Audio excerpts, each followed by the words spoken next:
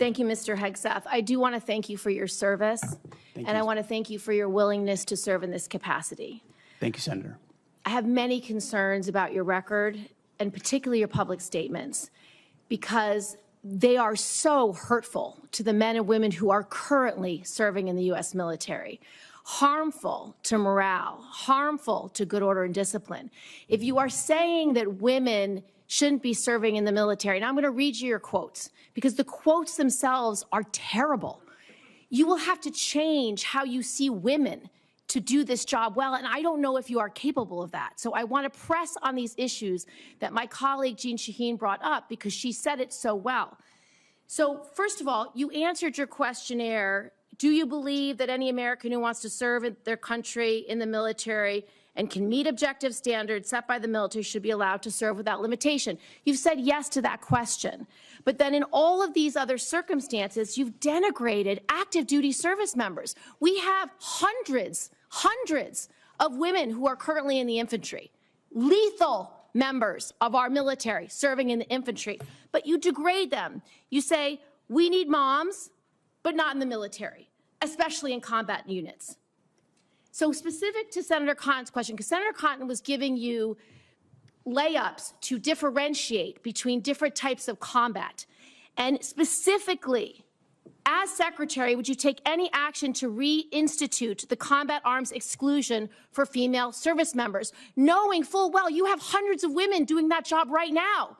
And the standards, your 2-mile run, Tom, is about the Army Combat Fitness Test. It is not the requirements to have an MOS 11 Bravo, which is the infantry. These are the requirements today for people serving in the industry, men and women. They are gender neutral, and they are very difficult to meet. They have not been reduced in any way, and our combat units, our infantry is lethal.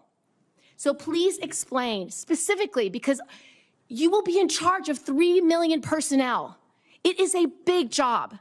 And when you make these public statements, and I get you were not Secretary of Defense then, I get you were on TV, I get you were helping veterans, I get it was a different job. But most recently, you said this in November of 2024, knowing full well you might have been named as Secretary of Defense. So please explain these types of statements, because they're brutal and they're mean and they disrespect men and women who are willing to die for this country. Well, Senator, I appreciate your comments. And I would point out I have never disparaged women serving in the military. I respect every single female service member that has put on the uniform, past and present.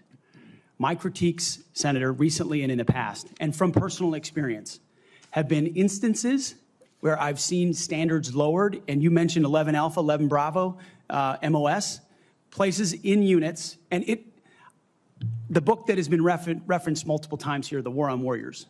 I spent months talking to active duty service members, men and women, low ranks, high ranks, combat arms and not combat arms. And what each and every one of them told me, and which personal instances have shown me, is that in ways direct, indirect, overt, and subtle, standards have been changed inside infantry training units, ranger school, infantry battalions, to ensure that commanders meet... Give me one example. Please give me an example. I get you're making these generalized statements. Commanders meet quotas to have a certain number of female infantry officers or infantry enlisted, and that disparages those women who are incredibly capable of meeting that for the infantry. Commanders do not have to have a quota for women in the infantry. That does not exist. It does not exist. And your statements are creating the impression that these exist, because they do not. There are not quotas. We want the most lethal force. But I'm telling you, having been here for 15 years listening to testimony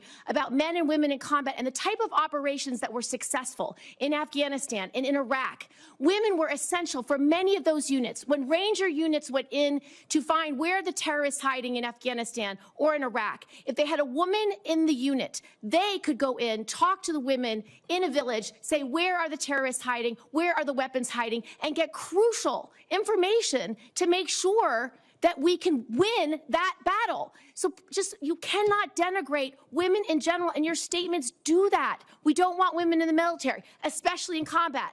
What a terrible statement. So please, Do not deny that you've made those statements. You have. We take the responsibility of standards very seriously, and we will work with you. I'm equally distressed you would not meet with me before this hearing. We could have covered all of this before you came here, so I could get to the 15 other questions that I want to get to. So women you have denigrated. You have also denigrated members of the LGBTQ community. Did you know that when Don't Ask, Don't Tell was in place, we lost so many crucial personnel, over 1,000 in mission-critical areas. We lost 10% of all our foreign language speakers because of a political policy. You said in your statement, you don't want politics in the DOD. Everything you've said in these public statements is politics. I don't want women. I don't want moms. What's wrong with a mom, by the way? Once you have babies, you therefore are no longer able to be lethal. I mean, you're basically saying women, after they have children, can't ever serve in the military in a combat role. It's a silly thing to say. It's a silly thing to say, beneath the position that you are aspiring to. To denigrate LGBTQ service members is a mistake. If you are a sharpshooter, you're as lethal regardless of what your gender identity is, regardless of who you love. So please know this to be a true statement. So you say it was a political thing. You say it undermined us, social engineering. I don't know why someone having to publicly say or not publicly say who they love is social engineering. I think having that policy in the first place was highly problematic. And as you said in your statement, do you agree anybody should be able to serve in the military if they meet the standards? Senator, as the president has stated, I don't disagree with the overturn of Don't Ask, Don't Tell. Great, because I don't want you thinking, can't serve if you're a mom, can't serve if you're LGBTQ, and then last, can't serve if you're a leftist. The statements you said about people who have views differently than you, that we're the enemy, are you saying that 50% of the DOD, if they hold liberal views or leftist views or are Democrats, are not welcome in the military? Are you saying that? Senator, I volunteered to deploy to Afghanistan under Democrat President Barack Obama. I also volunteered to guard the inauguration of Joe Biden, but was denied the opportunity to serve because I was identified as an extremist by my own unit for a Christian tattoo.